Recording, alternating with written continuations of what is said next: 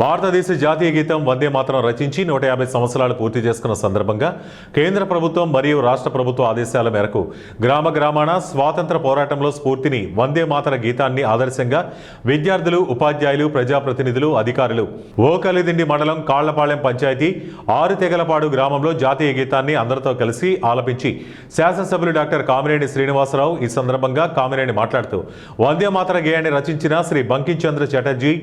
భారతీయులందరూ ఇలాంటి భారతీయ గీతాలను ఆలపిస్తూ ఆనాడు మన దేశం కోసం, మన భావితరాల స్వేచ్ఛ కోసం ప్రాణాలు అర్పించిన స్వాతంత్ర సమరయోధులను మనం ఎల్లప్పుడూ స్మరించుకుంటూ ఉండాలన్నారు. ఈ సందర్భంగా తమ పాఠశాలకు విచ్చేసిన ఎమ్మెల్యే కామినేనిని పాఠశాల యాజమాన్యం సన్మానించారు.